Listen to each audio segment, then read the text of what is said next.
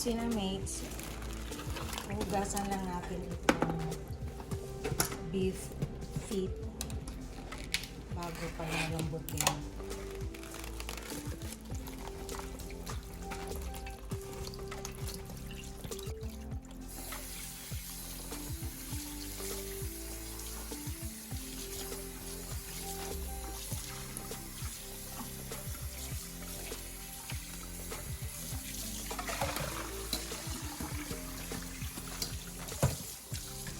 Then I already prepared hot water. The reason why I'm doing this is to check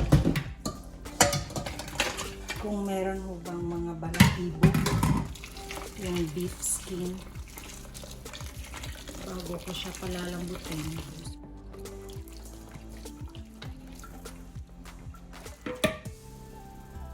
So far, wala naman po. Makinis naman.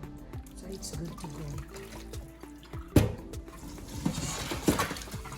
KusinaMates, right now, ang gagawin ko po, I'm going to prepare the spices that I'm going to use in boiling the beef feet for our Balbacua soup.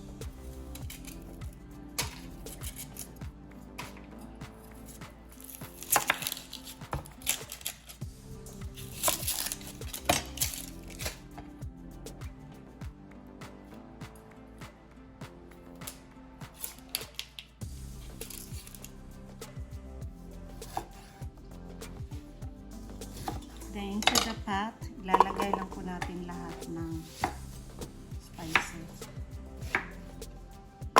Kahit anong hiwa po.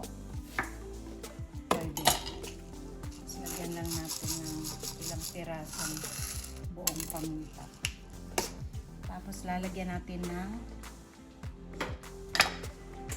asin pagkatapos malagay itong beef feet. 1 teaspoon of salt lang po muna.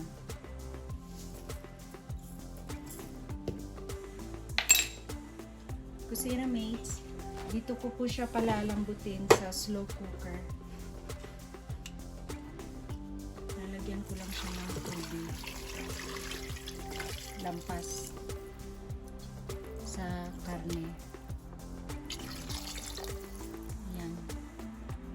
Tapos hayaan ko lang siya using slow cook po. So, mga 2 oras siya. Ayan po.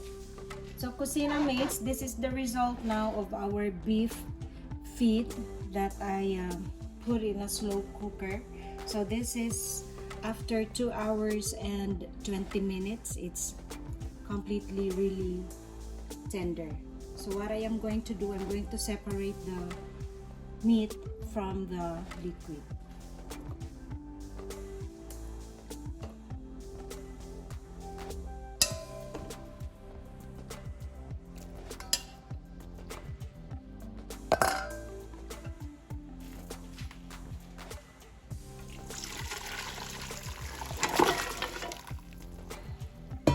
KusinaMates, kung mapapansin nyo, yung mga luya at saka sibuyas na nandito ay hindi ko na po siya gagamitin. Meron po akong inihandang ibang sibuyas at luya na gagamitin sa paggisa. Ay magigisa na po tayo. Konting mantika lang po. Just 1 spoon. 1 spoon cooking oil. Ito po ay Balbacua Soup. Very popular in Visayas and Mindanao. Part po siya ng street food sa Cebu. Marami po kayong makikita nito. So, pinapainit lang po natin yung ating mantika. Mates, ito po yung mga bago kong hiwang luya at saka sibuyas. So, magigisa na po tayo. Unahin ko lang po yung luya. Hindi naman po kailangang mainit na mainit yung kaldero nyo. Tapos lagay na lang po natin yung sibuyas at luya. Konting mantika lang po para hindi masyadong masebo. Tapos, dito sa tasa, ito po yung 1 teaspoon of achuete powder na dinisolve ko sa 1/2 cup na tubig.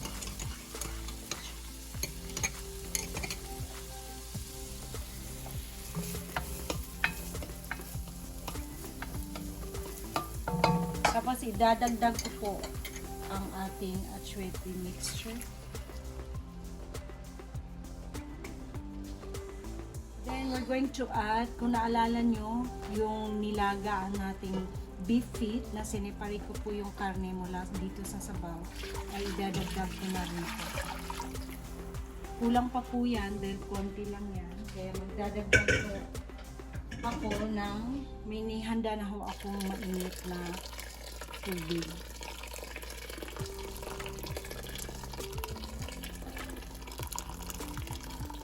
Adding 1 tablespoon of salt. Ganyan lang po muna. Then we're going to bring it to boil yung ating sabaw before we're going to add our meat.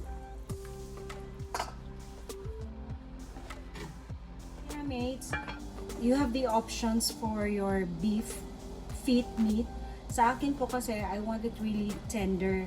Pero kung ayaw nyo naman na masyadong malambot yung karne, then choice nyo po yun. Sa akin, pag balbacua soup, mas masarap po kasi na talagang malambot na malambot po yung karne. After a few minutes, it is now boiling.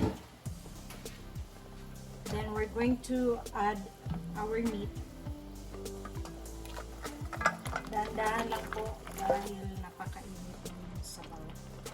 Baka kayo mapasok. Then, tikman lang po muna natin before we gonna add anything else.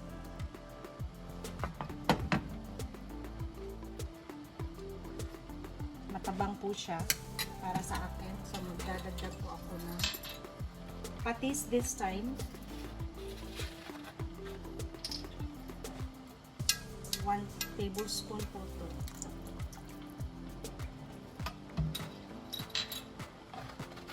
Then, gusto ko po medyo maanghang. Kaya magdadagdag din ako ng 1 tablespoon na pepper flakes.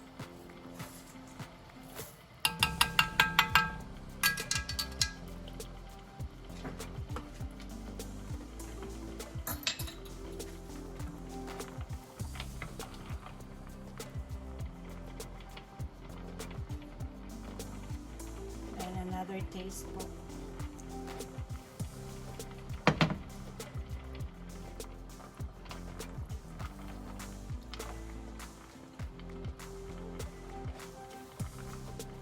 KusinaMates, if you want to add more liquid to this balbacua soup, feel free po. Pwedeng-pwede po.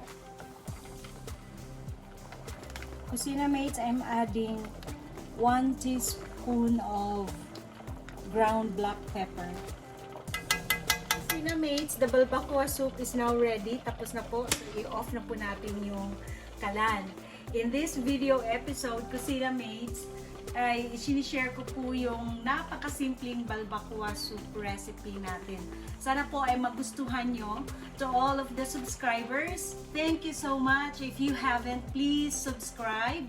And huwag po kalimutan to click the bell icon so that you will be notified whenever a new video is uploaded. Thank you po sa lahat ng mga viewers. KusinaMates, until next video episode. KusinaMates, last pong ilalagay natin yung ating onion leaves o spring onion. Then, prior to serving or pagka-serve po nyo sa guest nyo, pwede nyo pong lagyan nitong fried garlic on top para mas mabango po siya at nakaka-add ng flavor.